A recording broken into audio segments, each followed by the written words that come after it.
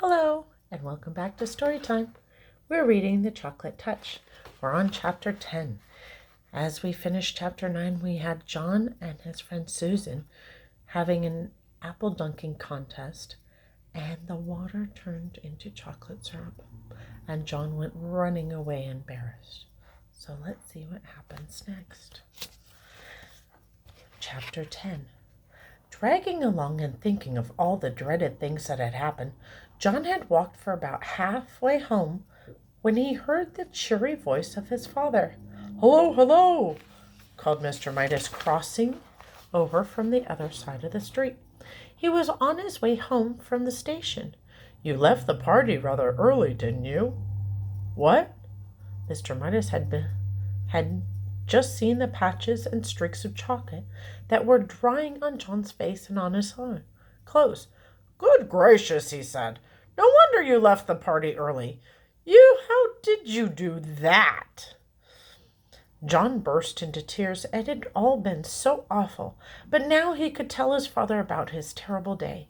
He stopped crying and only sniffling a little now and then as he told the whole story about taking the coin to the candy store, about buying the box that had turned out to only have one chocolate in it, about the toothpaste, about the breakfast, about the gloves, the silver dollar, the pencil, the lunch, the trumpet, and finally, the apple dunking water.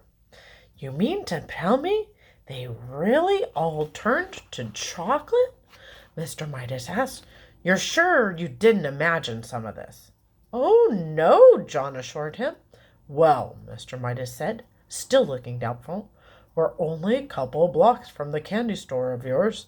Not that I've ever noticed one there. Suppose we stroll over and ask the man whenever his chocolates always do strange things to people or not." "It's on the next corner," John said, recognizing some of the houses on the side of the street. "Not the next house, not the next house, not the next house," he said. "But—" John's voice faded into silence. The corner where he had found the candy store was nothing now but an empty lot, flat, open ground littered with a pile of rusty tin cans and broken bottles around the splintery old sign saying, "For sale." Mr. Midas, frowning anxiously at John. "I think we'd better pay a visit to Dr. Cranium before we go home." Oh, that's his doctor. "That's where the store was, though," John protested, beginning to cry again. He had shed more tears in that one day, it seemed, and certainly eaten more chocolate than in all the other days of his life put together. "I know it was." Dr. Cranium was a busy man. As luck would have it, however, he was able to see Mr. Midas and John almost at once. "Well, well, well, well, well," said Dr. Cranium. "And how are we getting along now, John? Have we cut down on our candy, eh?" "How do you—" John responded dully. "Apparently, he's had a bad day, Mr. Cranium," Mr. Midas said. "Trouble at school, you know, and a little accident at a birthday party.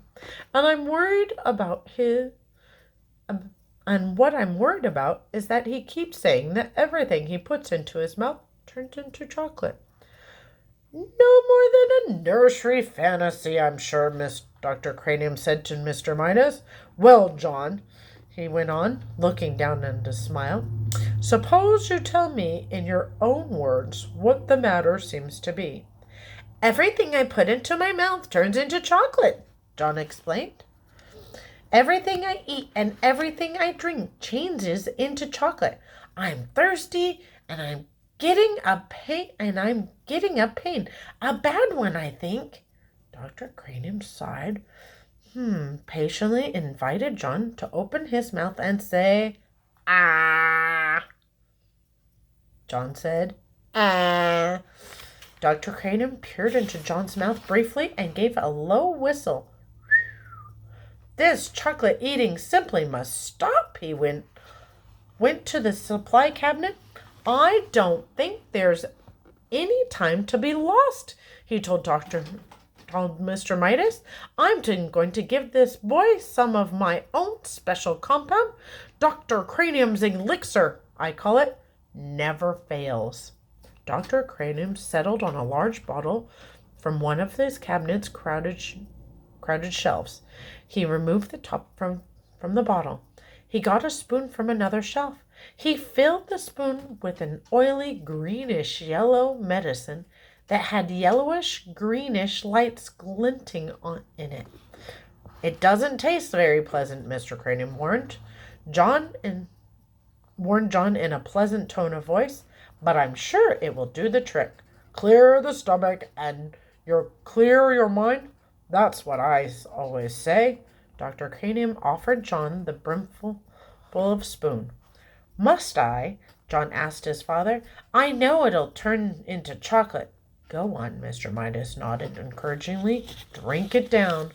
Uh-oh. There he is. He's about to do it.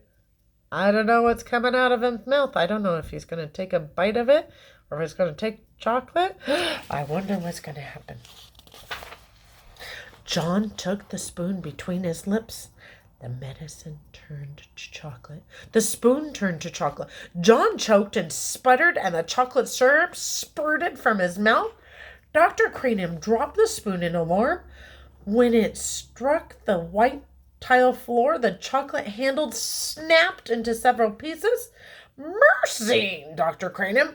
I've never seen anything like it. The boy's whole system seems to be so much chocolate that it's chocolified everything it touches. After he had recovered somewhat, the doctor went on. I believe this must be an unprecedented case of chocolatitis. I shall call it Cranium's disease. I shall want to make an exhaustive study of the child. I think John has enough excitement for one day, Mr. Midas said. Don't think he's going to let him do that. But we will find out in the next chapter. See you later.